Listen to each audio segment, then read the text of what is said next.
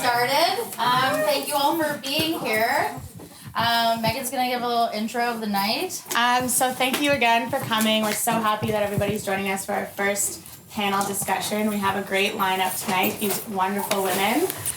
We just wanted to thank Veronica for hosting tonight. She is the owner of the Nookie. She will be around with her associate Nicole after. If you guys have any questions, you are more than welcome to ask away. We also just want to give a shout out to Fancy Catering, who's provided the lovely platters and cookies, La Croix for the great refreshments, and PC Water. I'm going to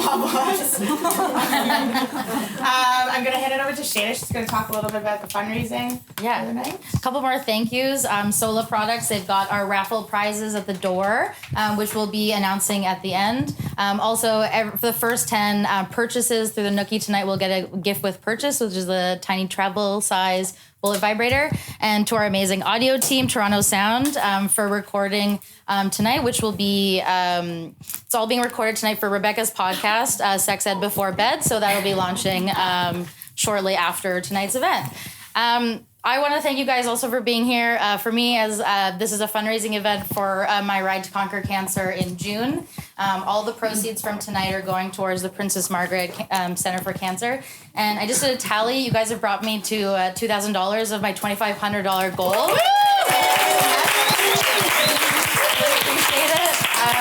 I appreciate it, and everybody who's sort of had cancer affecting their life, I'm sure appreciates it from the bottom of their heart. So I will not be whipping you guys tonight, but I hope that you guys learned something tonight, and I think it's going to be a really great learning experience. Sweet, let's get this night started.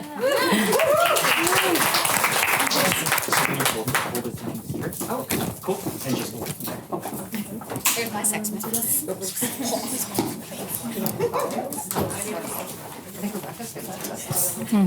Yep.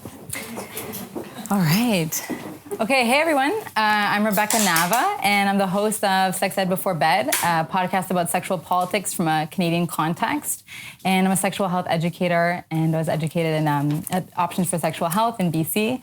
I'm super stoked to be here with these 5 panelists. So they all have different perspectives, and really here we're myth busting, and myths can have a lot of power over us.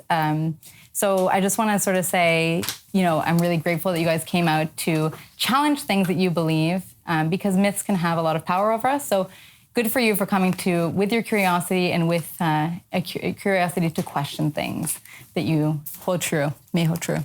So without further ado, I'd like each one of our panelists to say a little bit about themselves. Oh, me? Okay. Hi, my name's Ducky. I am from New York, and I'm a pleasure-based sex educator.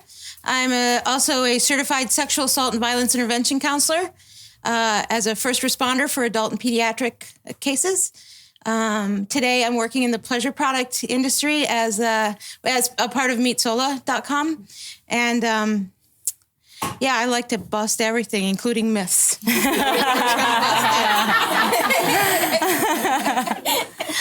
Hi, everyone. My name is Claire, and I am a matchmaker and a sex and relationship coach. I also am a 3-time stroke survivor, so I do a lot of outreach and speaking and academic work about sex and disability and relationships and disability. And I do all sorts of other things. I host a sexy storytelling night in Toronto called Tell Me Something Good at Glad Day. And I also have a podcast about intersectional dating called A Date With. Oh, good. Hi, my name is Allison. I am a registered nurse. I've been a registered nurse for 9 years, and I spent every year of that, at least for a little bit, working in sexual health in some way. I worked at the Bay Center for Birth Control for 6 years, so doing a lot of abortion counseling, as well as general sexual health and contraception counseling, and then moved into the Sexual Assault Domestic Violence Care Center, which services the entire Toronto LHIN for forensic and medical care after a man, woman, trans person has been sexually assaulted or is experienced or has experienced intimate partner violence. I am also in the process, don't really know why, of trying to get my nurse practitioner degree and my master's all at the same time, with a hope of eventually working with marginalized youth, probably in sexual health, because I end up getting in conversations about it all of the time. Thank you. Hold this mic properly. So my name is Shreya, and so I work as a community-based researcher as well as a sexual health promoter in Toronto. I work at ASAP, which is the Alliance for South Asian AIDS Prevention, and we offer a lot of HIV/AIDS support services for Indo-Caribbean, Middle Eastern, and South Asian folks. I also work at Nuanced, which is a digital magazine for immigrant youth, and we speak about essentially all the intersections that come with sexual health, sexuality, migration, sexual orientation, desire, all of those things. And so, yeah, I'm really excited to be here today. Cool. Hi, my name's Veronica. So I am a social psychologist by training. I worked in healthcare administration for about 8 years. And then I sold a home, packed up, moved across the country, and opened a sex shop, which a lot of people think is crazy and really wonder why I would choose to do it. And tonight is a really great example of why I would choose to do it. So it's great to see so many people coming out. I realize that for some people, this might even be your first time in a sex shop. You might have actually had to work up some courage to even walk in the door. So I think it's great that you're here. I think it is an act of courage. And I think it's a bit of an act of rebellion. It's a bit of a kind of fuck you to the system, being in a sex shop with people like talking about stuff that you're not supposed to talk about. So congratulations to all of you for showing up, and thank you for being here. And thank you for letting me share my space with you. Absolutely. All right, so let's get started, shall we? Sorry, am I allowed to swear? Are swears allowed? Yeah, fuck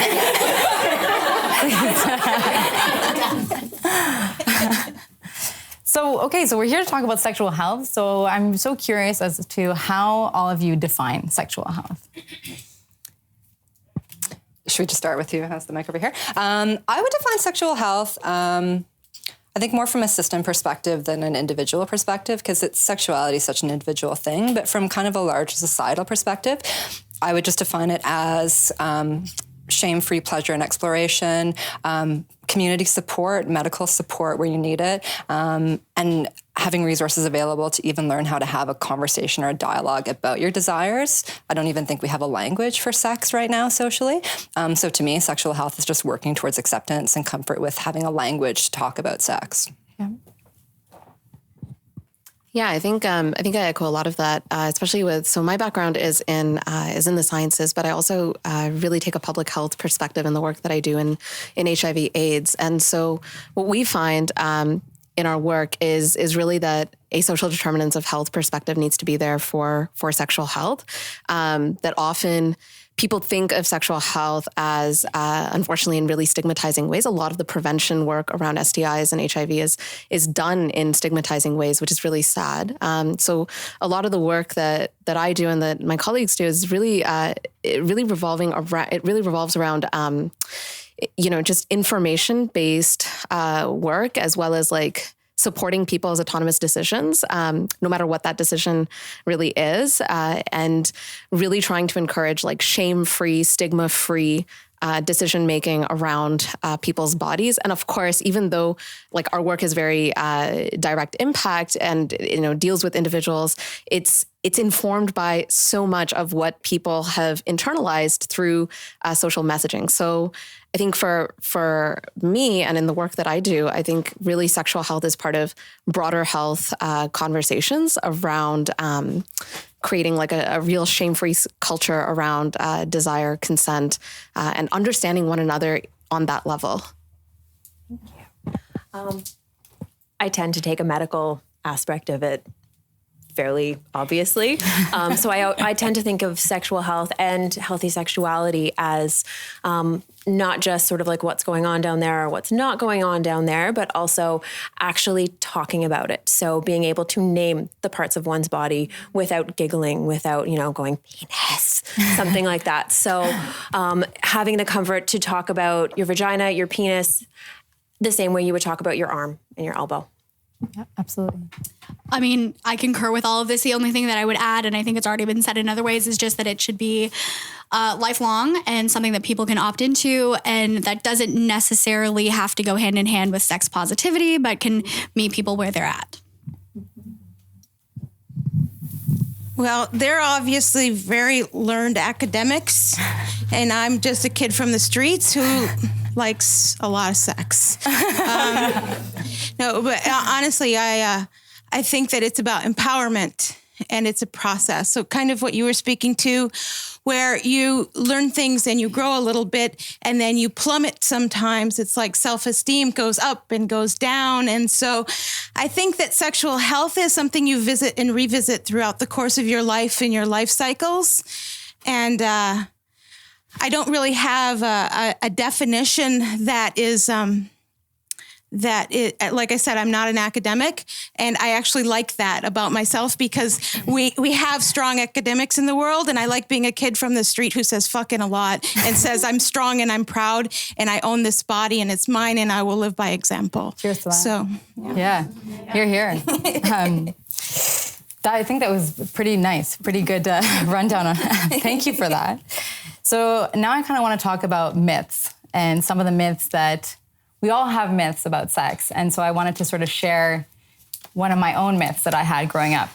So growing up and watching sex scenes on TV or in movies, usually vaginal sex, and watching women come from vaginal sex without any clitoral stimulation. For me, I thought is this how it's supposed to be? And I kind of just, when I started in my own life, I was like, oh, well, this doesn't actually reflect my experience. So feeling some shame about that. So that was a huge myth for me, was that that's the main way that women come. So we'd love to hear some of your myths. I might be showing my age, but it was also one of the ones on one of the original Degrassi's that you can't, the one without Drake, that you can't get pregnant if it's your first time, which is absolutely a myth. And then there's other ones that I remember growing up hearing when I was in high school, that you can't get pregnant if you're on your period. And then one that actually has come up in some of my work when I was at Bay Center was that you can't get pregnant if you're breastfeeding. So a lot of these ideas, certainly the last two, that has so tied with your period. And the two systems are quite tied together, your ovulation and your menstruation system, but one can happen without the other. Absolutely. Thank you. I kind of have a culturally specific myth, and I don't know if many in the room would have grown up with this. But so growing up, I was taught from my mom that bras with underwire are terrible for you, and that they will cause cancer or that you will die. Seriously, I'm 100% serious. So during my formative years where things were forming, I wore these cotton bras that were sourced from India. It was 100 for 10 rupees. Don't quote me on that. It's some kind of number like that. But I remember in the girls' change room, everyone would have these bras with underwire, but I didn't even really understand. I just knew that their breasts looked perfect and mine looked pointy. And so if you want to know what that means, you should just YouTube clips of Madhuri Dixit or basically I don't know, 90s Bollywood, and you will see what I mean, where basically they just look a little bit different. And I think, so the idea was, at least from my mom's perspective, was that these cotton bras were really useful for a really hot climate.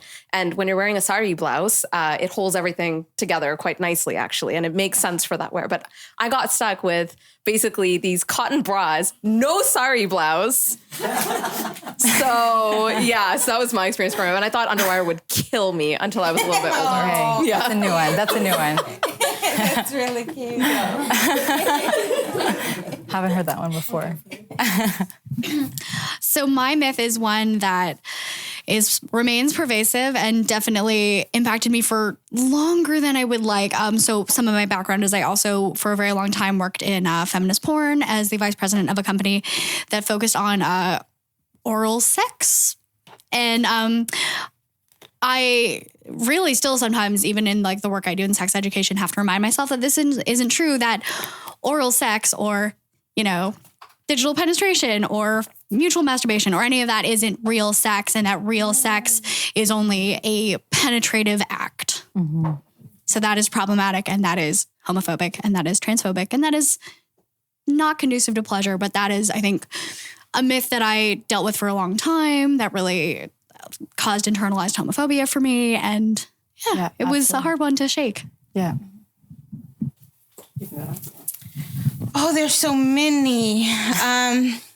I think, again, I tend to speak from personal experience because I feel like that's the only kind of expert that I am. And then hopefully you find nuggets that fit your life in some way. But I was a poverty-based sex worker and was told that I should be ashamed of myself as a young person.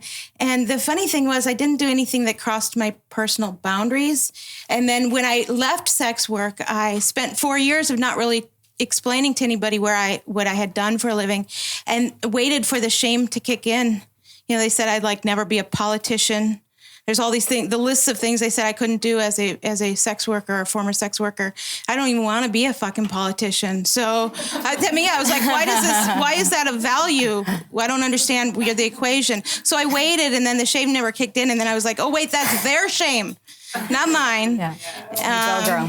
And so shame is something that I do not accept. I won't, the myth that the number of partners you've had or the lack of partners that you haven't had equates value, or the amount of money you have or the amount of money you don't have equates value of the human soul. It's total bullshit. Yeah. Absolutely. Thank you. Hear, hear. That is a tough one to follow. So we're all friends here. Yeah, okay, so I'll share when I learned how to masturbate. So when I was very young, my very best friend came over one day. She's like, I learned this thing and it feels really good. Do you want to see? And I was like, yeah. So she, when we were young, she taught me how to masturbate. So we would do it all the time. It's what we did together. We played Barbies for a while. And we'd be like, want to touch ourselves? We're like, yeah, let's touch ourselves. So her dad was a doctor. And he caught us one time and he told, I'm like, whatever. We were when I say young, I mean young. We were 4, we didn't even know to have shame yet. And so he told us that if we continued to touch ourselves, we wouldn't be able to have babies when we grew up. And they hammered this point home because they kept catching us. And I made the conscious decision. I'm like, if I had to choose between babies and masturbation, I choose masturbation. Done and done. So that was my first sex myth. Damn. It's very cute. Yeah. So our first myth that we're going to kind of be addressing today is sex is only good if you have an orgasm. Discuss. No.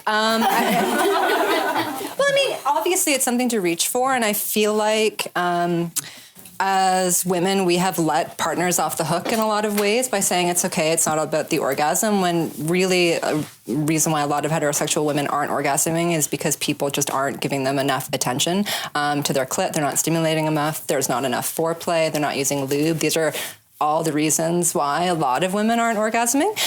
So I hate to kind of perpetuate that as being acceptable, but it is. There's some people that are going to have disabilities. There's people that are going to have variations in sex drive because of medications or health conditions, and they just might not get into sex enough to orgasm, but there's still a really nice intimacy to being touched by somebody and letting somebody explore your body.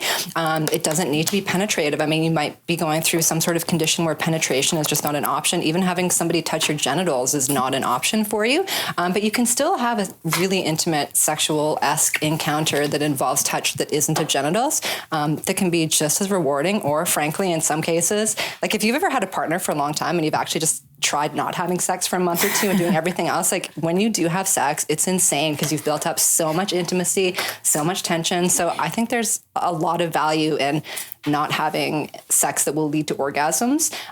But I also think women need to start taking ownership and saying, you know what, I didn't come yet. You don't penetrate me until I do. And just making that the household rule. Mm-hmm. Yeah. Awesome. Well said. I think I echo a lot of that, and not just for women in general, but for many marginalized people. So whether, yes, certainly women of color, but also a lot of gay men or LGBT men of color also experience, I think a lot of marginalized people experience a particular pressure to please their partner in order to have any kind of intimacy or sexual connection at all. And I think that is like a systemic problem that, we all need to address. We all need to think about how we have internalized notions of desire or respect, or what we can demand or ask for, or what we feel compelled to give in sexual encounters. But at the same time, for me, I don't think an orgasm is necessary or is the point of sex. I think a lot of sexual intimacy, and I brought this up earlier, that it's also something about connecting with people that we don't really talk about enough, but how it's essentially, for me nowadays, it's like, if there is a balance, if there is an equity there that I feel with the other person, like if we're both doing enough for each other and it feels equal, like that's what I look for nowadays, rather than really looking for like an orgasm, or okay, you're going to touch my clit and then I'm going to touch like your ear. Like, I don't know, like it's not like a tit for tat. It's more like how are we meeting as people in this moment? And like really checking in like before, during, and after helps a lot with that. I think that's where I stand. Thanks for that, Sharia. Don't really know if I have a ton to add to that. I feel like Veronica spoke a lot about like the idea of emotional connection in sex, and that it's not necessarily just pleasure based. Maybe it is sometimes, and then but there's a lot more that you can get from it from an emotional side. And I just kept getting tripped up with the idea of like quote unquote only good. Like it's like sex is ice cream and orgasms are chocolate syrup, and like it's awesome to have both, but sometimes, it's okay to not, or it's okay to just have like an entire thing of chocolate syrup too. Yeah. So.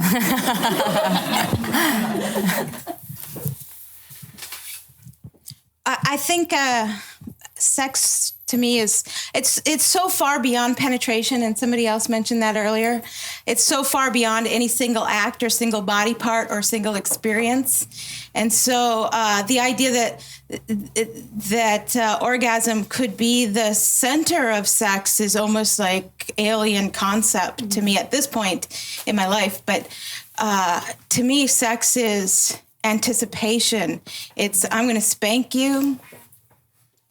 Will it ever happen or not? I don't know, but some people in the room just got a thrill. Like,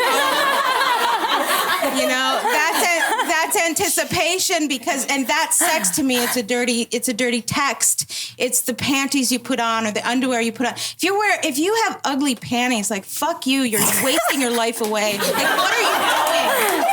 I am not, and beautiful to you is by your definition, and I'm talking to everybody in the room. I want the first thing that you put on in the day to make you feel good, whether you're with a partner or not. That's really an essential thing. It's a feeling, it's not a thing. And that's what sex is. It's a feeling, it's not a thing, an act, a body part. And so, I hope that resonates. Kind of going a bit off of what Veronica said, my personal experience with stroke is that half of my body is numb, and I am straight up down the middle, like a black and white cookie. If you've had one of those, delicious, black chocolate and vanilla, and sensation, no sensation. So for me, there was a period of time before I was able to masturbate, before I was able to have sex with my partner, and I didn't know if I would be able to have an orgasm anymore. Orgasmically, I've changed. I can no longer have internal clitoral, G-spot, whatever you want to call them, orgasms. I can still have clitoral orgasms. But the only thing that made me not feel terrified and terrible about having sex again, and the possibility that an orgasm would not occur, is that I had already undone the myth that an orgasm was necessary. Yeah. And I think that freedom is so important for so many people, whether it's because of a health issue, whether it's because of, just any number of reasons why orgasms don't always or don't ever happen. It's so, I don't want to say legitimizing, but I guess it makes you feel like your sex, whatever you're doing, is okay if you don't feel like you have to get to a destination. It is trite to say, but the joy is the ride. I think that was really well said. And I think it's good to know that this is not the ultimate goal for people, and how freeing it is to experience sex in so many different ways. So thank you for that. Our next myth. Ready? If I have herpes, I can't have if I have herpes, I can't have casual sex. So we thought we could talk about, discuss. Yeah. Whoever wants to kick it off. Well, I guess I could bring the medical aspect of it. So herpes, if one does have herpes, they do potentially virally shed, so they're possibly able to spread the virus even if they don't have lesions. They may have lesions and their virus loads might be low. So it's a possibility that one could potentially pass on the virus to partners without having any outward signs. But that doesn't necessarily mean they can't have casual sex. It's about barrier methods because this is not one that we can get rid of. It's one that's going to be always, unfortunately, herpes is something that is there for life. So it's talking about different barrier methods and not just, straight penile condom, but also female condoms because they cover more of the labia. So you have that little more protection, dental dams if you're having oral sex, things like that. So there are certainly other options in terms of protection. It doesn't necessarily mean that one can't have casual sex, however they might define it. I'm also just going to sneak in because I'm sure Shreya has lots of stuff to say. Just quickly, I think as Allison brought up, what is casual sex? Is casual sex where we can't talk about our needs, where we can't disclose, where we can't feel comfortable to have a discussion about barriers? If that's casual sex, I mean, it's not for everyone. I think there are lots of ways to be casual and still either broach these topics or be mindful of these topics and even engage in harm reduction if you're not discussing it. But Shreya, I'm sure, has more to say about that. So because I work in, oh great, something fell. I don't know what. That's okay. So because I work in HIV/AIDS, this issue around disclosure and this question around, can I have casual sex usually translates to, as Claire brought up, something around disclosure. So I just want to point out maybe a couple of things that are framing this question. So one is definitely the medical aspect, which Allison, yes, really thoughtfully described, which is that yes, you can still shed. It is skin to skin contact that passes herpes in particular, but not all STIs. So there is that risk of viral shedding, right? So in terms of the medical context of things, yes. And in terms of the health context of things, there is that risk. Now, interestingly, in the legal, the legal context of non-disclosure when it comes to STIs and HIV,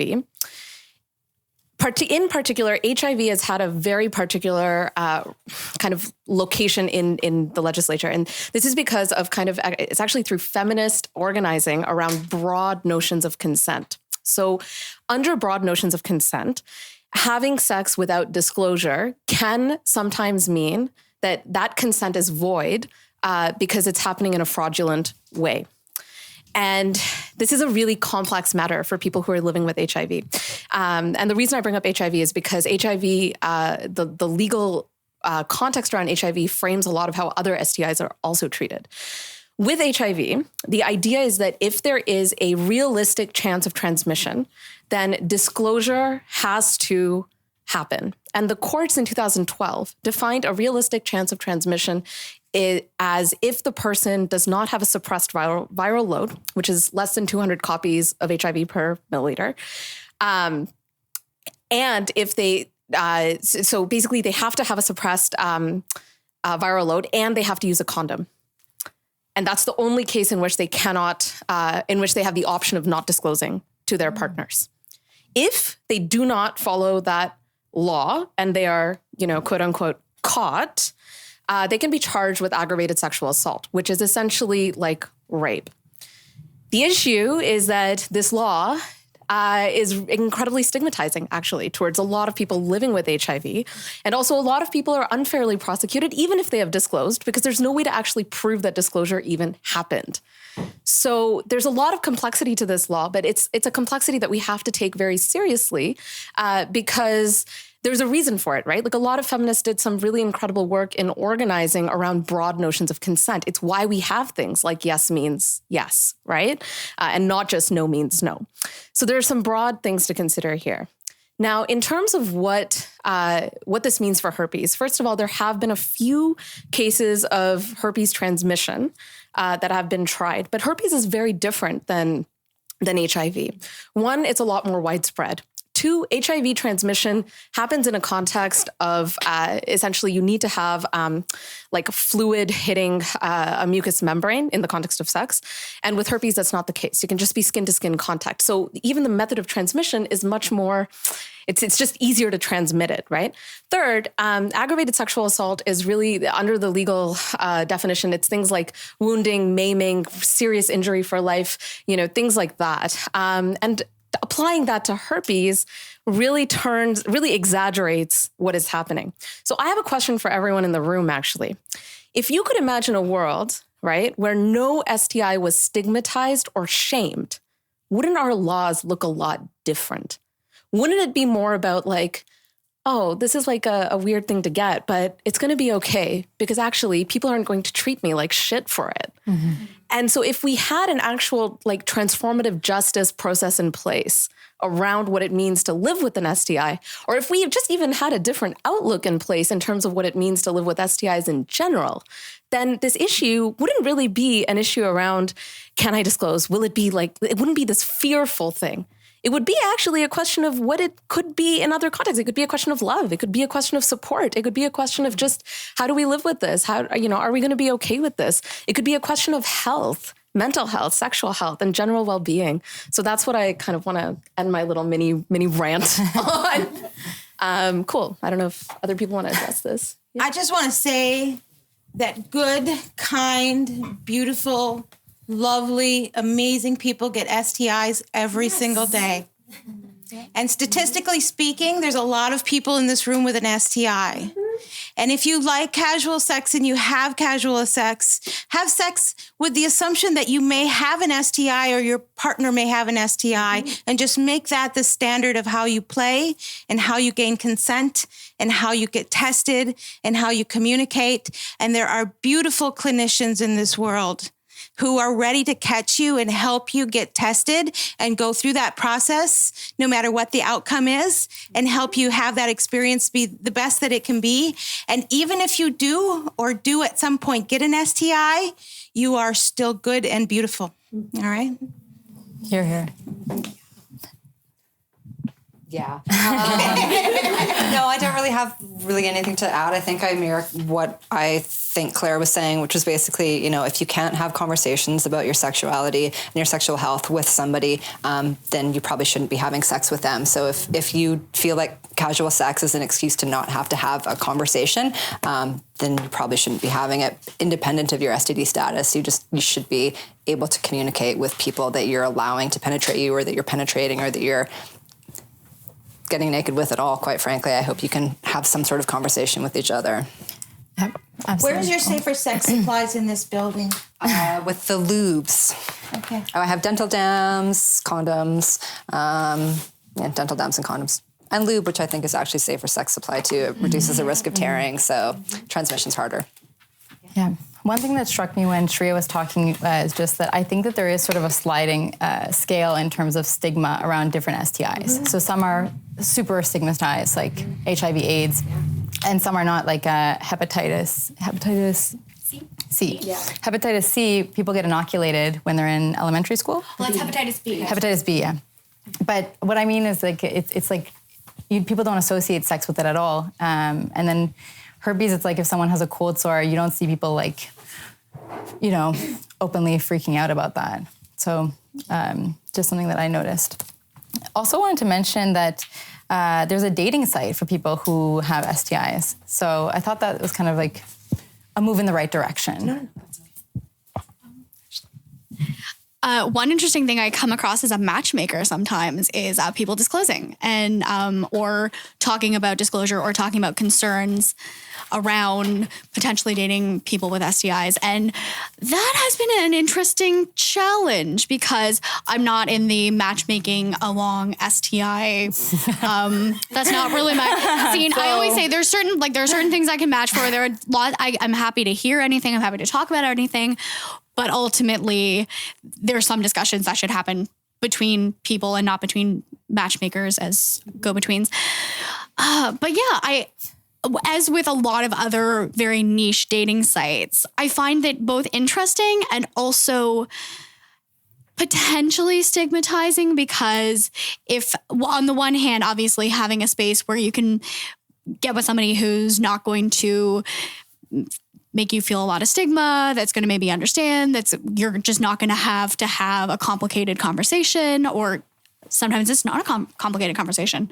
I definitely understand that, but I also see sometimes by creating these little pockets where people with STIs are allowed to go and are allowed to date, it does contribute to the larger stigma of people with STIs dating anywhere. Also, the fact is you might it's a much smaller pool, and maybe there are people with STIs and you just don't like them for other reasons. So unfortunately, STI status is not a great indicator of a strong mutual match. Yeah. One more thing to add. Please. Sorry, I know I've spoken a lot already, but just really quickly, if people are afraid for any reason, like if they're worried that they're going to be legally prosecuted for non-disclosure, there is the HIV/AIDS Legal Clinic of Ontario, also known as HALCO, and they're really great. So they've done a lot of work in trying to push legislation in support of people living with HIV in particular, but also as it relates to other STIs. Yeah, cool.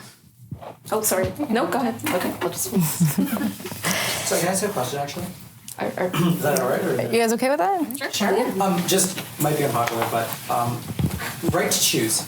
If a person that I'm having casual sex with knows they have an STI and they don't disclose, then they've robbed me of my right to choose whether I'm okay with it or not. And so I agree with your point about stigma. I think you're absolutely right. But I do think there is, for the other person on the other side, the right to choose whether they're okay with it or not. So in this case, I actually really echo what Ducky says, which is it's the responsibility of everyone in the room to take care of their own sexual health, regardless of what you know or don't know about someone else's health status. Because keep in mind, someone else's health status, whether it's sexual health or not, is private medical information. It's not actually yours to know. So it's actually not anyone's to know. So the idea is all we can do is really educate ourselves about what we are comfortable with. And ideally, if you can open up the space to have those kinds of respectful conversations in the bedroom, where if somebody asks really politely, like, hey, is there anything I need to know about, right? That's okay to ask. But also keep in mind that we're living in a world that stigmatizes people with STIs so much that, they may not feel fully, they may not be ready to be fully honest with you, right? So you are taking a risk. You're in fact taking a risk every time to a certain degree. But also, it's kind of like you're not, I would actually disagree and say you're not being robbed of the right to choose. You are just now, at least what I would challenge you with is that what I'm saying is that you may not have the right to actually know someone else's medical health information, even though we're raised in a world that tells us we do. And I would like to say that a lot of people have STIs and they don't know it. Yeah. And so that's one issue you have. And for me, I move through the world very carefully. The little bit you know of me, I come from a tough place and a rough place. And for me, the point of bonding, I'm not a casual sex person. I'm a long-term relationship, well-bonded person.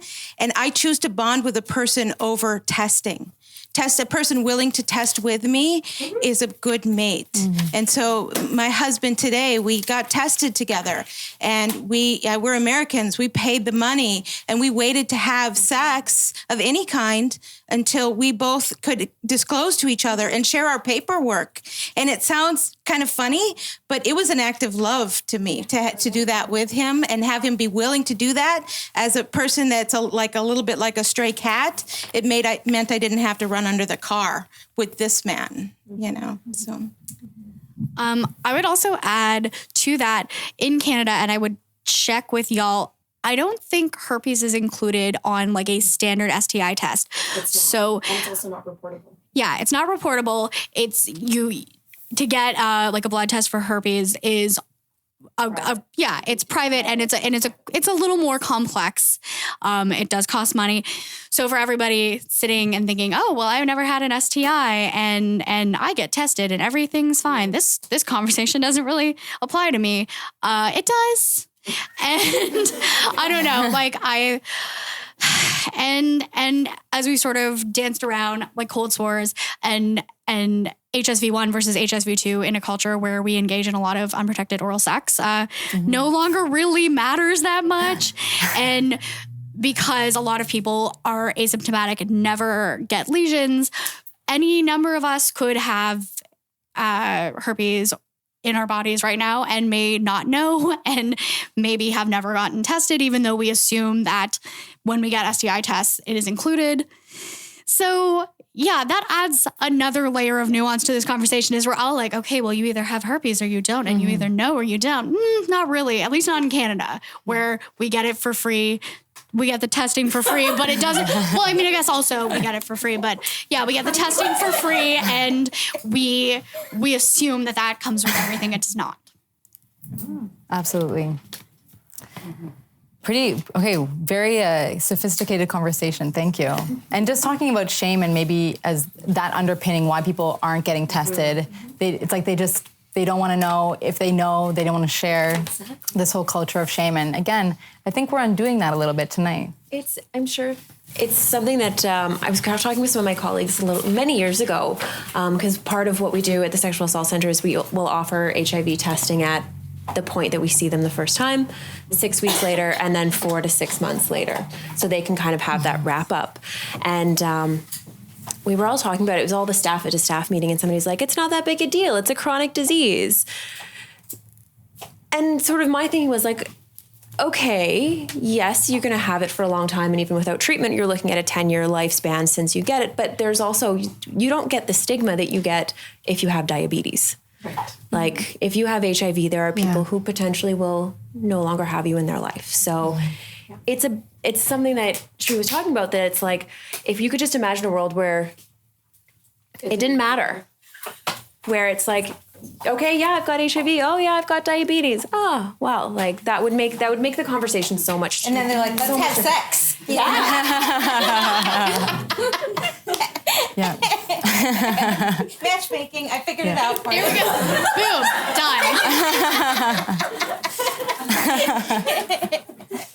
Done. And just to echo Allison's point about being able to sort of like, would you be more ashamed to tell someone that you had an STI or something like diabetes? Like there's this shame underpinning that, and like you did this to yourself because of your bad behavior. And going back to what Veronica said about having scripts and just having like ability to talk about these things and being adults about it, and whether it's casual sex, whether it's a relationship, and being more open.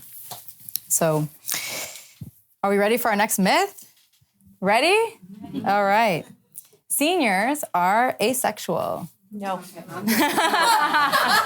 So my best customers are like the 75-year-old women who I had an 83-year-old come in for a cock ring because she got a new boyfriend and he can't get it up and they got to get it on. Oh yeah. No, seniors really like to fuck. The second highest incidence of STIs are senior populations. Yes. Syphilis a number of years ago came back in seniors. Yes. A lot of it for, at least for STIs, is because nobody ever talked to them about safe sex back in the day, because that wasn't a thing. Whereas now all of a sudden, like they're just, in the nursing homes getting it on and just all over. And also the risk of pregnancy. They don't have to worry about that. Yeah. So no need for condoms, right? And also from a different era where sexual health messaging was related to sailors. And very few other people. So if you were not a sailor, you did not need. Why would you need a condom? Wait. Can we talk a little bit more about that? Oh, that's a real thing that sailors would use rubbers because they went from port to port, but port. Yeah, literally and figuratively. Yes. Figurative and also literal. Oh yes. So my relationship to this is actually I had a stroke. I say that. I have a storytelling night, and I think I explain every single story by caveat, I had a stroke. So caveat, I had a stroke. And one of the things that I've been doing some work in academically and just in terms of like speaking has been around how frustrating it was as somebody who lived in inpatient rehabilitation for a long time to never have an opportunity to discuss anything related to sexuality ever, ever, ever. And there are a number of reasons for that, including healthcare doesn't always super care about sex or your pleasure or what you want. Sometimes they do, but sometimes they don't. But a lot of it also had to do with the fact that I was on the stroke ward floor and I was about 40 to 50 years younger than the average person. And so the idea is these people who are, mostly like 70s, 80s, 90s, but also some people in their 50s and 60s, and one person who was in her 20s. that part of their life was over. So you don't need to have a discussion about pleasure or orgasm or, how safer sex might look if you don't have use of one of your arms anymore. It's a damaging myth that goes into so many ways. And I know we're going to talk about disability later, but even just from a healthcare perspective, erasing the sexuality of seniors has broad impact, and from an STI perspective for sure as well. Absolutely. Thank you, Claire. And one thing I didn't mention at the beginning is how the World Health Organization actually defines sexual health. And they define it as an integral part of overall health, well-being, and quality of life. So it's like, why isn't our medical system taking that into account? So, any other thoughts on that? They're just people.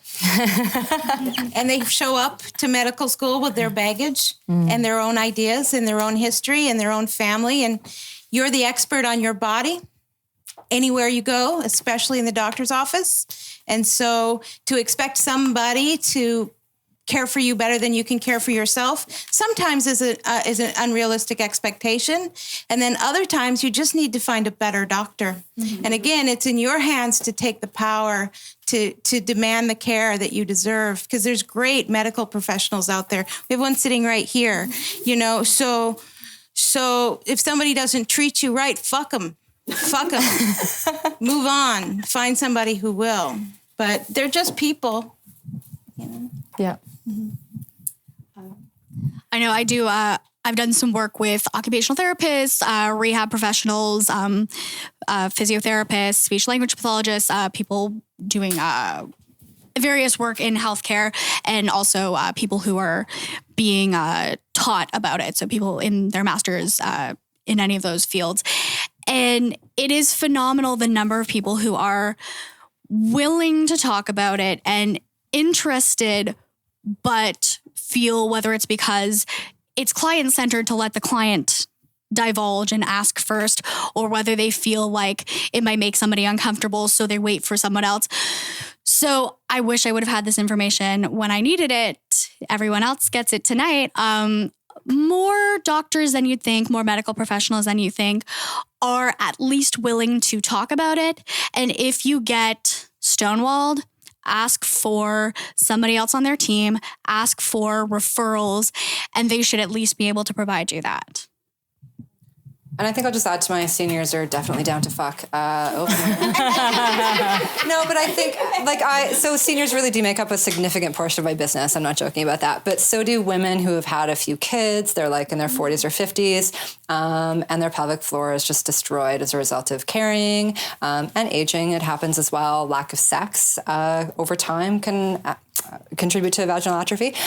So I just think that the thing to keep in mind is that over time, what sex means to you and what your definition of sex is might have to change. And you might need to start looking at getting more medical about it. So actually getting lubes, seeking sex toys that can help strengthen your pelvic floor. But I think the thing to keep in mind as we age, as our bodies change, as we go through trauma, even just from childbirth, is that you might have to change how you look at something or what the definition is, but that doesn't mean it's less than what it was. Sometimes, honestly, it can be a lot more than what it was. So yeah, seniors really fuck, and we all will over time have some sort of sex, and you just need to be open to changing what that means for you, and your willingness to talk to a partner and say, honey, you can't get it up, here's a cock ring, and have those conversations and acknowledge that's just an aspect of being a human and not something to be ashamed of or worried about. So sex can get better, I think, with time because you start introducing tools. Absolutely. And if I can just ask to go a little bit more detail, but when you're talking about vaginal atrophy, I don't think people know very much about that. Okay. So, what can happen over time with any muscle group is if you don't use it, you lose it. So vaginal atrophy is things like vaginal dryness, thinning of the actual vaginal wall, which can lead to some irritation. So sex can become painful. You can have some incontinence. So if you talk to your mom or your grandma and they giggle or they sneeze or they run, they might pee themselves a little bit. So that's vaginal atrophy. But I mean, it's totally curable. And from my 8 years in healthcare administration, and my experience just with the customers who come in here and my own anecdotal is I do not have the same positive things to say about the medical community and sexuality. I think that the medical community should be ashamed of themselves for the way that they treat women's sexuality. And a lot of them especially view like a vagina as the tool that delivers the baby in addition to the doctor. And once the children have been born, like, what do you need your vagina for? And it's like, oh, you pee yourself? Well, that's just because you had kids, like shrug. Yeah. And I'm telling you, if it was men who couldn't giggle without peeing themselves, it would be a totally different conversation. I don't think that people take women's sexual health or vaginal health seriously at all. I think doctors are embarrassed to use the word vagina around a lot of their patients. Like, it is remarkable to me. The doctors will still say things like down there to their patients as if that's supposed to actually mean something. Now I'm just getting ragey. So vaginal atrophy is a thing, but there are tools. Like physicians might just say to your Kegels, that doesn't actually help and nobody really knows what they're doing. But there's great pelvic floor therapists. There's actual tools that you can use to do Kegels. A good vibrator, Kegel weights can do it, which is all to say that if you're in a stage in life where you are noticing a transition in sex and the way it's working for you, there's lots of hope out there, and don't be embarrassed to go into a sex shop because your doctor's probably an asshole. So, I can speak to that personally. I mean, I just recently survived uterine cancer and had to have surgical. I experienced abrupt surgical menopause just a few months ago, and. First of all, my doctor told me while I was, in the stirrups one day, she said, damn, you should be teaching Kegels, I was like, I do, because my muscles are really strong. But I was scared to death of what anybody who goes through chemotherapy goes through menopause if they have ovaries. And so I was scared to death. What does this mean? What will this mean to my body? Because I guess now I can't have any hormone replacement therapy because of the risk of developing more cancer. So I went cold turkey from being thumping to no hormones whatsoever. And I was like, is this going to affect my sex life? I was still healing from surgery, could not pick myself out of bed. And I was like, I really could use some right now, And I was like, but I'm going to blow my stitches if I touch myself. So I really can't do this. So if you think that menopause or hormones or ovaries or fertility are connected to desire and libido, for some people they are, but for other people, it's something a little bit deeper. And you spoke to this a little bit. The health and wellness I had around my self-esteem and my body and the strength in my relationship made all the difference in the world in terms of how I healed and how I moved back into having good, amazing, great sex. So, and my oncologist was like, she was all up in my Kegel. So it was awesome, So there are good doctors. There are good doctors and there's some that struggle. Just a brief mention for two things. One, what you mentioned about how doctors treat women's sexual health. Yeah, I noticed this as I'm an anatomy major through McGill, and I noticed that a lot in terms of my courses and things. There was a lot of just like a complete lack of sensitivity, or not even sensitivity, just a lack of respect, really, for a lot of things related to women's sexuality. Never mind aging. It was like once you're old, regardless of whether what gender you are, like it's like the medical profession, it really didn't even consider that as important, which was really upsetting to see at a systemic level. But I agree that there are good doctors and medical professionals along the way. And I also just like pointing. Right. One. And she's with us. At ASAP, something that we really do have is that with HIV and the treatments for HIV that are now present, a lot of people are living much, much longer. So that introduces new challenges in terms of what sex drive looks like for older people and for people that actually, some of them didn't think that they would live very long at all. And now they're healthy, they're doing fine, but there are aspects of their lives that they are rethinking about. So we do have support groups for people that are aging. And living with HIV. The last thing about the medical profession. I don't know if people have heard of this. It's called the husband stitch. Like, raise your hand if you've heard of it. Okay, so this awful thing for those who haven't is that when a woman gives birth, or when a person gives birth, essentially, the doctors sometimes sew them up too tight, and they add an extra stitch. Why? For the husband's pleasure. Supposedly and it's painful and it's not kind and it's completely unnecessary. And yeah, it's called a husband stitch and it fucking sucks. So there you go. More hurtful, harmful bullshit. Wow. Dropping knowledge. Fun. Yeah. Dropping knowledge. Well, I thought we'd move away from the physiological. Sorry. For a moment. We'll come back. I want to talk about sex positive place. So I want to talk about sex clubs. And one of the myths around sex clubs being you should only go to a sex club if you plan to participate in sexual activity with others while you're there. No. No. I view sex clubs, I don't even view sex clubs as a place for sex. I view, and it can be, and yay. But I really view it as a place to just kind of gather with like-minded people in a progressive atmosphere. That's fairly generally non-judgmental, where you'll meet some really interesting, really diverse people. I feel like everybody thinks that people at sex clubs are like really beautiful, supermodel type young people that are like jet setters. And part of my business planning was a year of just like sex, not like me having it. Sadly, but me like going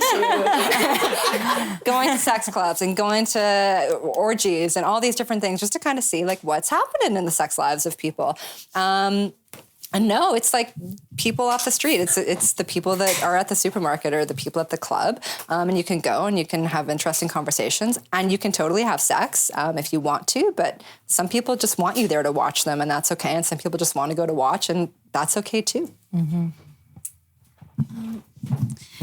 And this goes back to our discussion of, okay, well, what is sex and what is casual sex? And all of these things can mean so much. I'm a big fan of Short Bus for anybody who's seen it. And the quintessential quote, voyeurism is participation. If we're talking about sex and we're removing it from the idea that sex needs to be penetrative and with another person and, leading to an orgasm and all of that, yeah, okay, that's one thing. But if we're talking about sex in a more broad way, which I think is useful and more inclined to pleasure and comfort, voyeurism absolutely can be included in that, but also that sort of like social space can be non-sexual even from a voyeuristic perspective. So it's nice to not only think about the fact that it can be non-sexual, but also it can be sexual, and sex doesn't mean that you meet a stranger and then you have, penetrative sex with them. It can mean any number of things, including just enjoying the surroundings. Yeah, absolutely. Actually, oh, yes, go ahead. Do you want to add to that? And if you don't want to go, you just don't have to go. That's okay, too. Just to make it clear.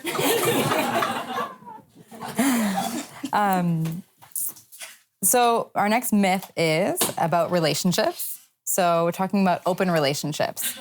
So myth. So an open relationship means you can sleep with whoever you want, whenever you want, without consulting your partner. Free for all. Yeah. Doesn't never do that.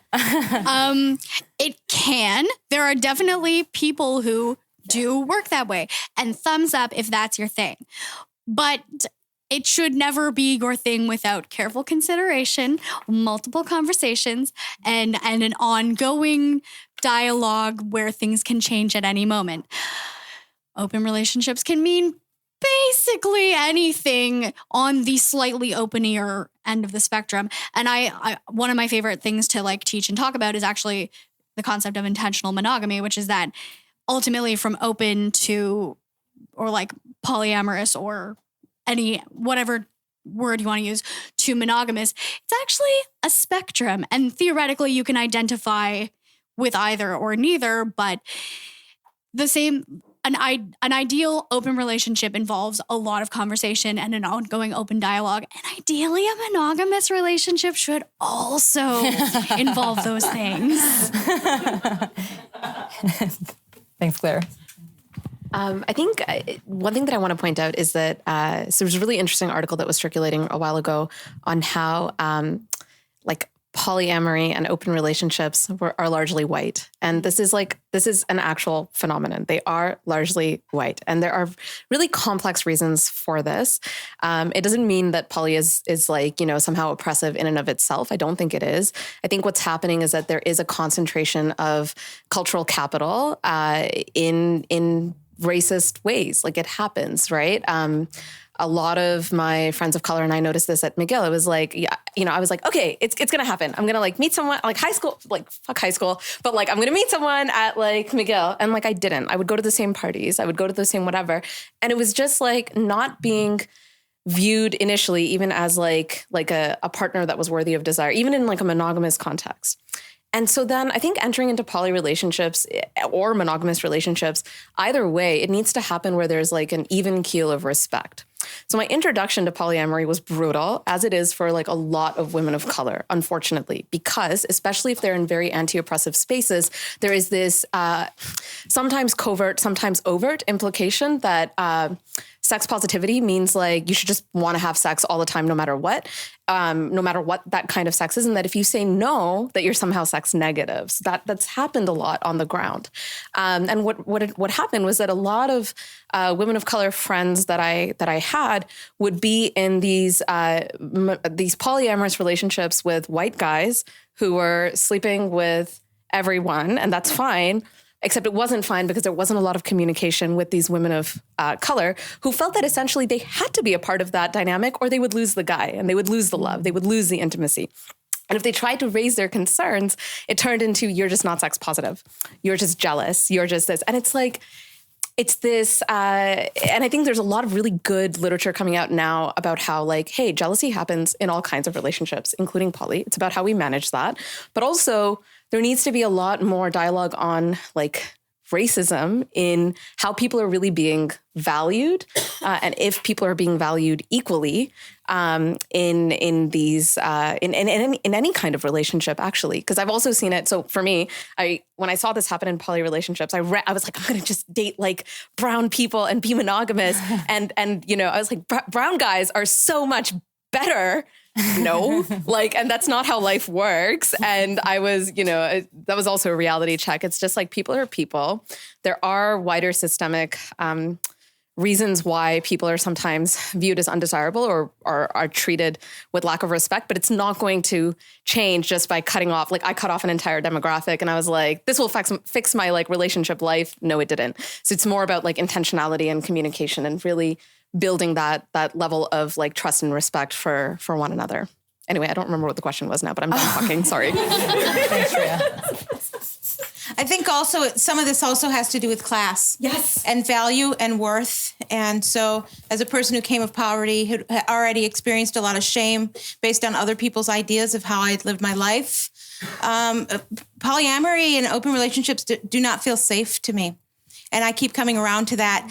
I've just have never been able to get into it because, frankly, I need a shitload of respect and a lot of love. And I haven't found a person who could balance my needs with an open relationship or polyamory. And like everything I say, a person should do exactly what feels good to them and is consensual with their partner, but it's not for me. Yeah. Mm-hmm.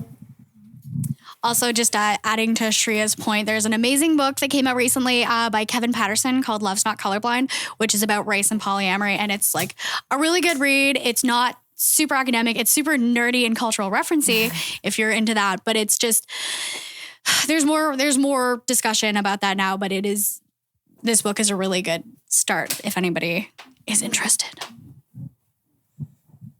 Awesome. I don't know if I have anything else to add to that. I think we covered it. Yeah. I think it's interesting just because I had a guest on my show talk about poly, and she was just talking about how it's heavily stigmatized and just how people who are practicing poly often are closeted kind of about it, and just sort of like challenges about having kids and discrimination from landlords and things like that. So. Well, we can take a break, Rebecca. You want to take a break? Yeah, there's lots of movements right to happen in the crowd, so if we're going to... Yeah, let's take a break. Yeah. We'll reconvene in 5? Yeah. In 5 minutes. Just like we can. I know a lot of people are standing. He's like trying to make this. Another half an hour. And it's going to be like Q&A. We're going to do, I think, one more myth and then Q&A, I think. Oh, raffle. Veronica started talking about like vaginal atrophy. I'm like, I'm gonna do my Pilates now. That's right. Must be. No, Pilates twice a week. Okay, so Shannon's gonna pull a couple raffle tickets for these great solo prizes that First one. we'll do the little one first. Ducky, do you want to intro this pleasure product? Thumpy, rumbly, G-spotting, addiction. It's called SolaQ. We have it right here for sale if you decide you want to have one. There's a sample out as well. This is the brand meetsola.com and Tanuki can get you whatever you need from Meet Sola. So this one is it's a beautiful, luxurious, sensual performer. Who's gonna get it? All right. Okay. Everyone got their tickets out? I lost mine, so if nobody has it, it's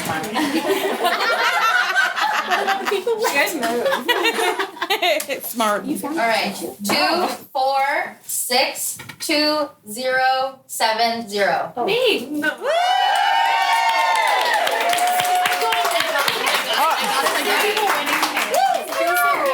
Thank you.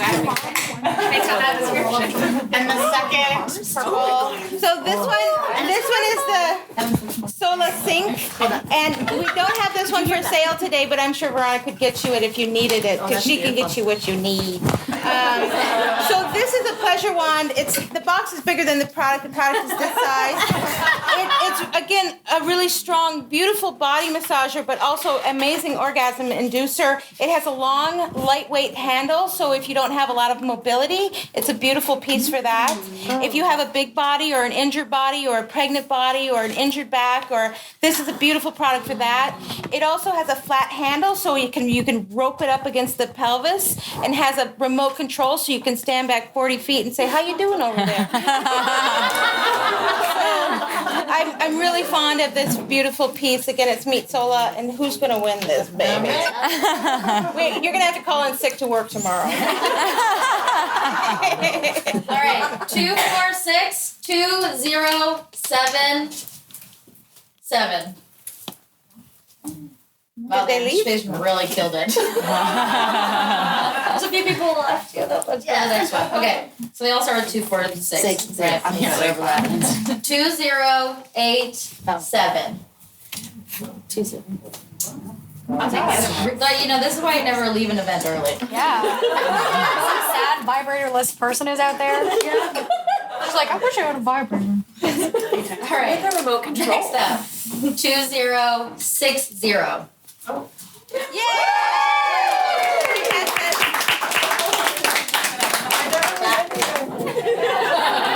Thank you. Third time's the charm. All right, guys, and let's get back to the talking medicine. All right. Yeah. All right. So we have 30 minutes to go, and we are going to move into our Q&A section. So we wanted to open it up to the audience to pose any questions that you might have. And so when you ask your question, please state who you would like to direct your question to. And and keep your question fairly brief. Thanks. It's Toronto. They're always slow. Question. How might I be able to offer support for a friend who is going through sort of a divorce that involves domestic violence? That's a really good question. So I would think that one way of supporting your friend would just be to listen to whatever they have to say without judgment. Sometimes in talking to some of my clients that I deal with at work, they'll describe to me some of the things that their friends have said, like, "Oh, well, it was about time you left him, and why the hell did you stay with him?" And not supportive and helpful, thinking about it from the wheel of violence and the cycle of violence and how long it actually takes somebody to really get out of those relationships. So one of the biggest things is supporting them and just listening and just being there, whatever they need. I concur. Just shut the fuck up and listen. Just listen. Just open yourself up and sit back and listen. Oftentimes, they have all the answers, and they are most certainly the expert on their situation. You hear me say that over and over again, but especially somebody who's being injured or abused is the expert in their situation. And it is easy to second guess, or sometimes they're displaying illogical behavior. There is really no such thing. There is logic to that person. It's illogical just to you because you haven't experienced it.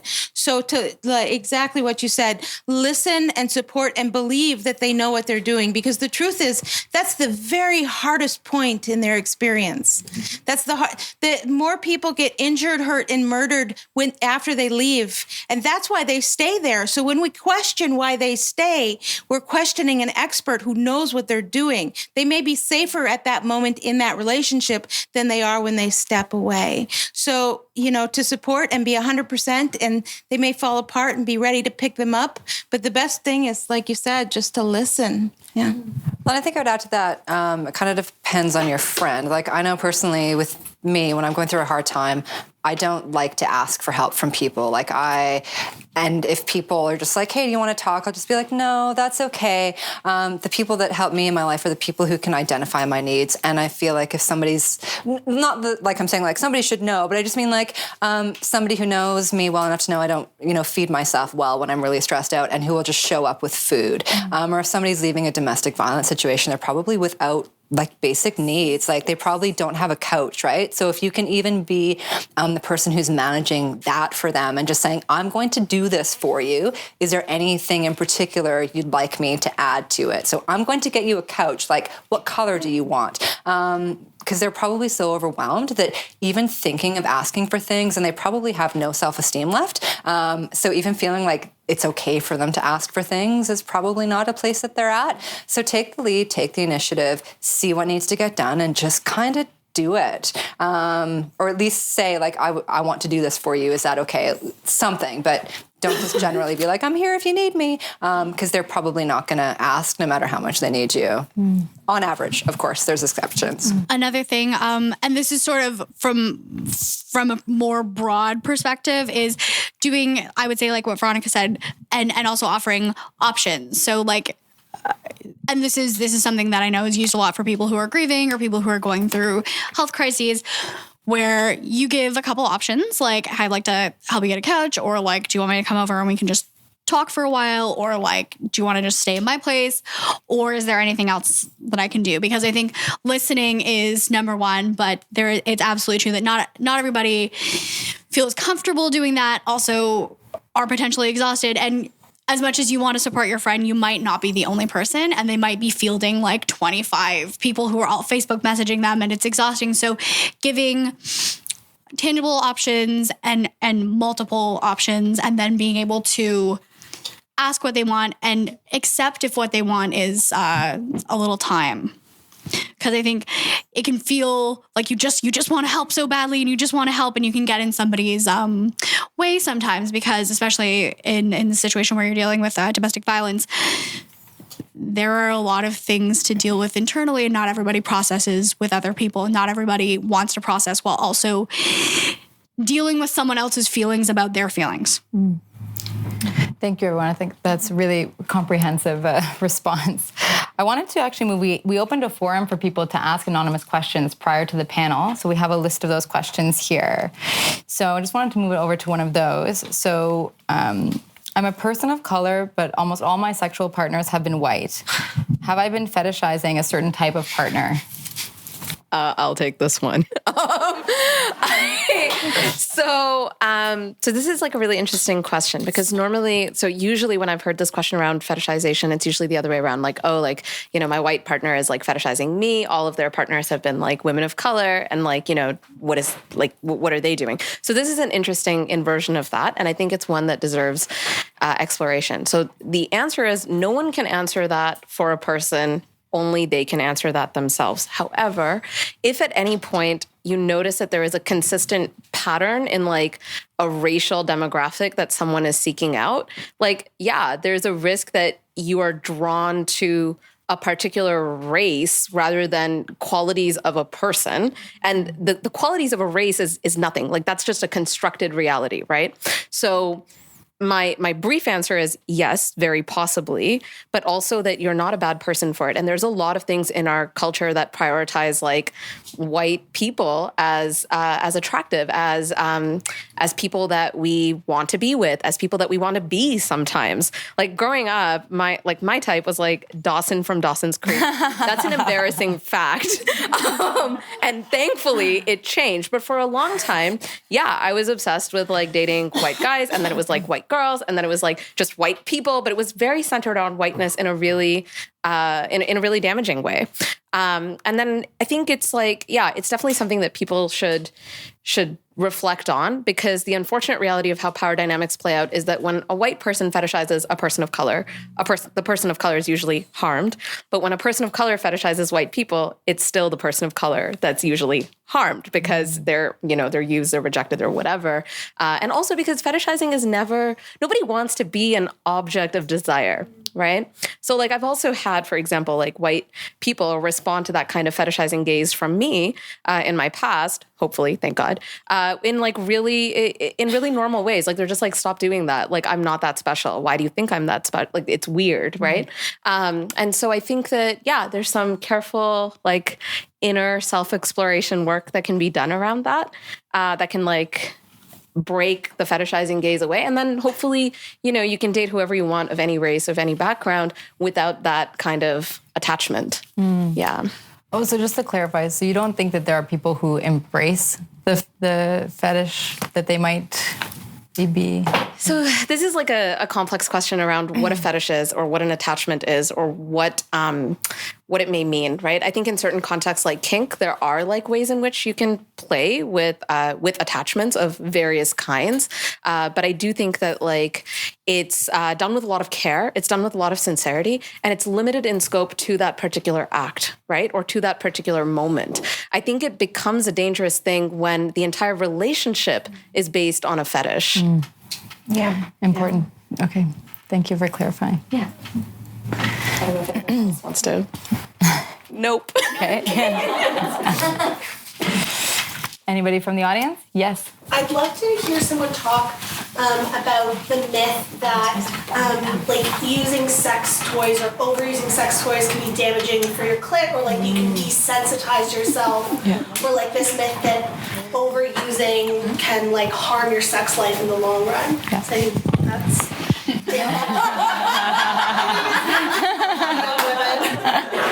Thank you. So you touched on a lot of different things.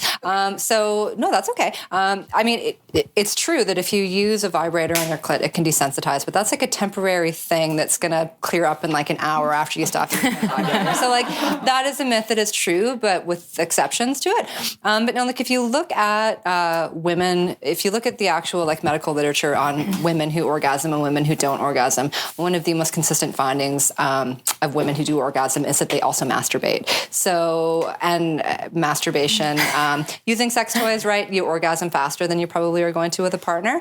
So really it's like guaranteeing future orgasms, but like efficiently. So, so you do, like people who use sex toys do tend to have better sex lives. Part of that might just be because people who use sex toys are also much more open and comfortable and self-confident, and that also affects quality of sex.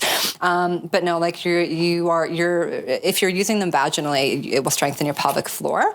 So it actually makes you fitter to use sex toys. It really does, and to be penetrated. And also just using sex toys and masturbating helps you understand what you like, how you like it, how long you like it, what areas you like it in, for how long. All things that can take a lot of time with a partner, and that a lot of people are worried about having to guide a partner to that degree, a little to the left, now to the right.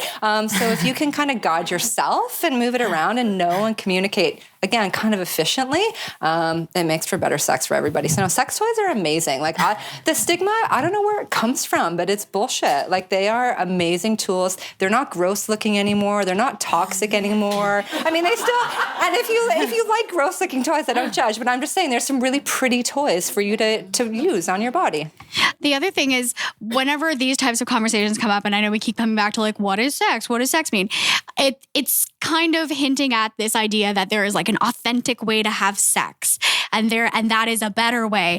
And also, it speaks to a partner's concern about not measuring up, whether that is in terms of, actual size or whether that's in terms of ability. It assumes that the best sex is the sex you have where your partner gives you an orgasm, and that creates so much pressure and is not always possible, and also just prioritizes this sort of, whether it's heteronormative or, at least like very reductive idea of what sex is that moves us away from sex is whatever you enjoy that gives you pleasure. And if a vibrator helps with that, if a cock ring helps with that, if any number of things help with that, thumbs up, great. And ultimately, when these questions come up, a message that hopefully gets sent is, if your partner is really not okay with you using sex toys, that's a conversation that needs to be had. You need to figure out why that is, and you need to ultimately stand up for your pleasure.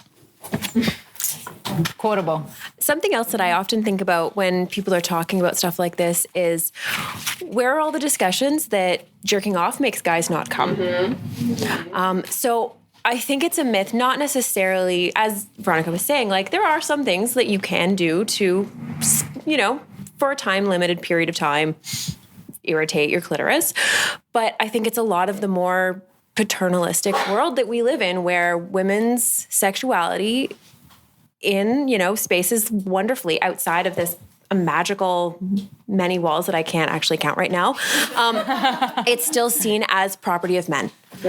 So no, you can't do that to yourself because I have to do it to you. Right. So that's what I often think about, that this is not, that's a myth with maybe that tiny bit of truth, but more coming from a place that's not thinking about the medical irritation aspect, but like who, sorry,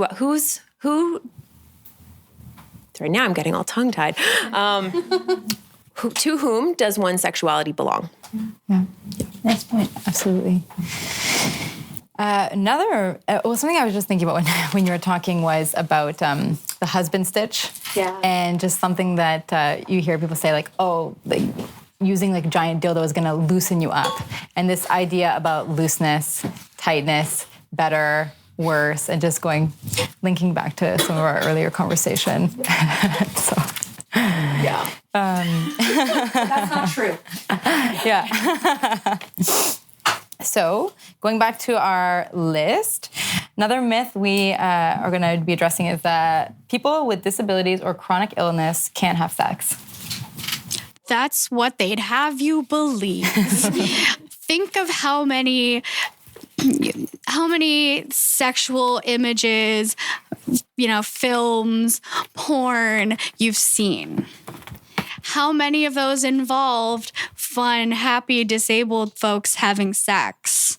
How many times have you seen disabled people shown as desirable, as objects of affection and care and desire?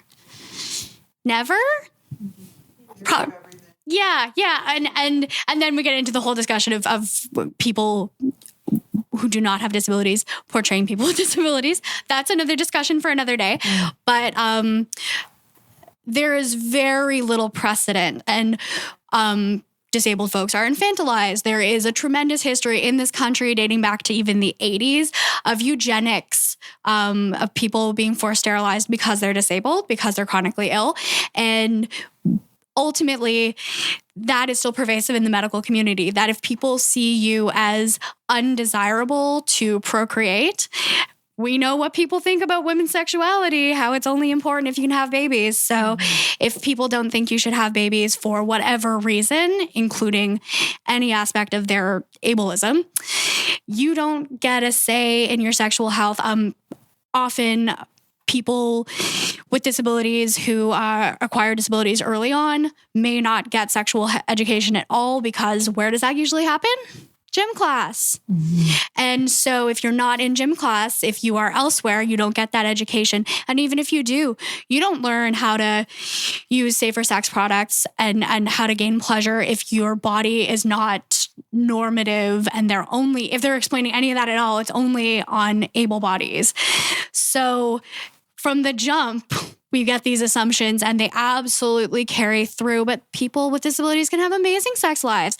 There's a book called The Ultimate Guide to Sex and Disability, written by 3 Torontonians, a wonderful, important book.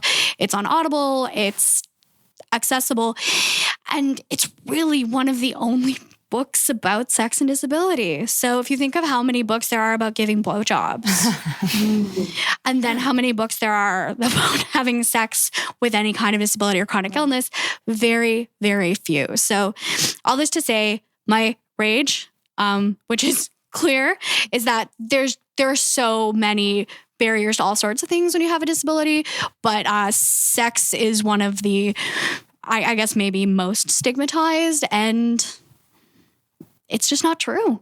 Yeah. Claire, thank you for that. And I just wanted to highlight, has anyone here heard of the Feminist Porn Awards? Or I think they've turned into the Toronto International Porn Festival? Yes.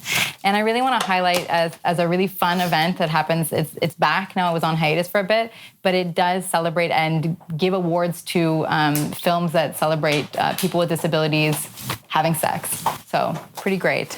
Shreya? I'll just try to be brief, but this ties so essentially to living with HIV. And in terms of people that we support, like we often in the mainstream really don't think about HIV as an issue of love or an issue of intimacy or an issue of like how we view people as desirable as partners and as romantic partners. So like honestly, for people who are not in that sector or who don't think about this regularly, if you can, like if after this event, you can just go home and think about, you know, what would it be like if my partner had HIV? What would it be like if I did? How would I want to be supported? How would I want to support my partner? What if someone else that I meet does eventually have that? And try to really work through the stigma around that. And it's going to be a long process, but it's something that I think we should all learn to do, because often there is, especially with HIV, there's this idea that, you know, there's this like fear that people are going to catch it. And, you know, to really work through that fear and just be like, what do I want to protect myself from? Is it actually an STI? Which is completely, nowadays, it's not curable, but it's still treatable, and with very, very good, effects in terms of like having a regular lifespan and just a high quality of life. So is it that I'm scared of getting an STI, or is it that I'm scared of the stigma that comes with it?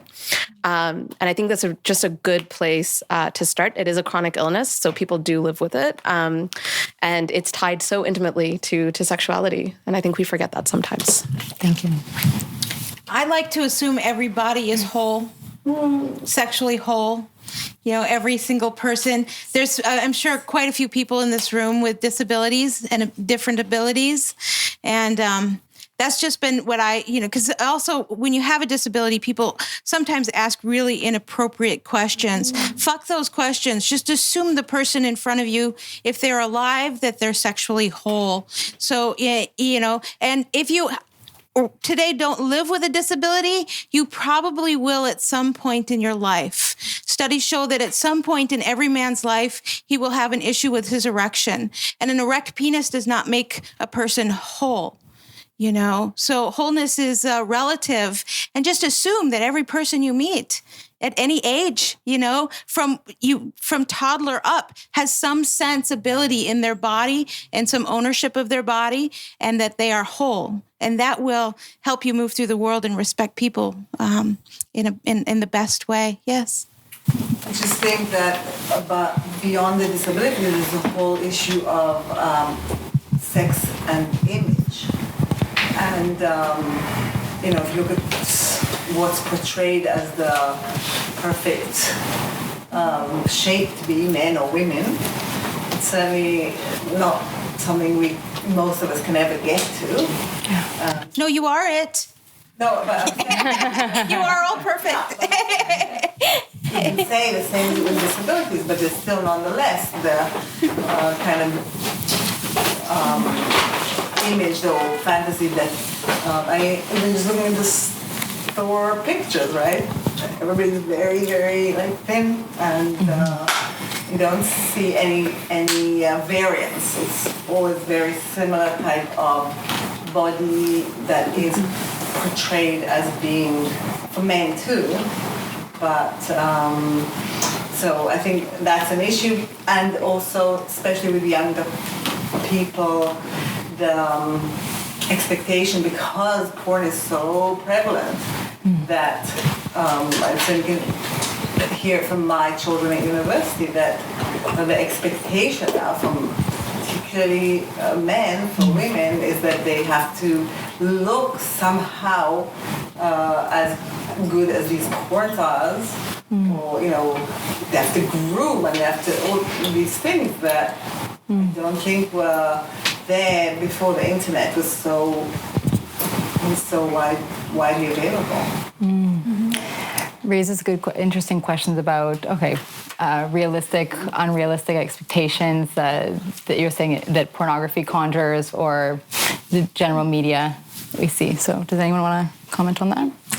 I mean, I think speaking to porn specifically, we as a culture have terrible media literacy in general, and that is so much worse when it comes to porn, because at least with media literacy, when we're thinking about the ideal body that we've seen, like, on Sports Illustrated or things like that, there is some sort of dialogue, there is some sort of response in our culture where we're not tremendously body positive, but at least we can think about body positive ideas when we're confronted with these images. At least there's some, relationship to something we've talked about at some time. Whereas with porn, because sex is shrouded in mystery, we don't get to have that conversation at all. And it's about aesthetics, but it's also about performance. And that links back to disability, that sex is, we keep talking about this, sex is one kind of thing, and it's power thrusting, or it's like this athletic form of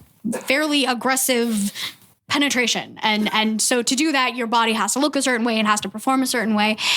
And only by just in general, having better media literacy in schools and a wider array of images that are considered desirable in media, in stores, in all over the place. I think this does come back to sex ed, and why, if you're having pleasure-based sex ed that acknowledges the current sexual climate, we have to have discussions about porn. And the thing is, it doesn't mean that porn is bad. Even mainstream porn, even porn that is super heteronormative, even porn that engages in sexual scripts and tropes that are not super conducive to great sex in life, that's fine, because we don't learn how to, and this is like, everyone says this when they talk about porn, we don't learn how to drive from the Fast and the Furious. But we don't have driver's ed for sex, really. Yeah. It's not the same, it does not exist in the same realistic sphere. Whereas any other way you're going to learn about something in life, you will have something accessible that exists in the real world. If we never learn what that red means stop and green means go, and then we went out on the road, it would be a bad scene. Yeah, absolutely.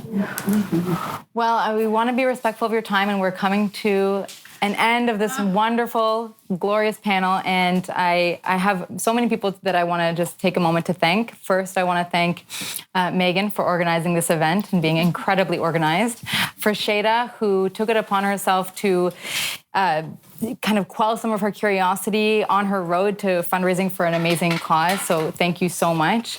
Adam from Toronto Sound was invaluable and so really wonderful to work with.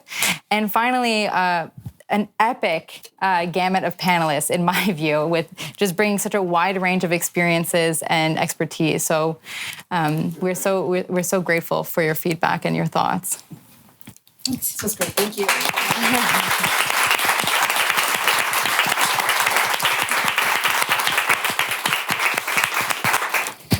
And this will be posted on Sex Ed Before Bed, which you can find on iTunes, on Spotify, and on my website, sexedbeforebed.com. So if you want to harken back to this and remember something, then it should be posted in the next month. So anything final you guys wanted to say? I just have a few resources if people are interested, but they're very like, they're not as fun as what is in the rest of the store. They're just pamphlets. So. Yeah. Come find me on Instagram. Yes, and I like you. And also, Veronica has kindly kept her shop open extra late for us for shopping. So please take the next half an hour to poke around and feel free to ask our panelists questions. So they'll be hanging around for a little bit afterwards. So thank you, everyone.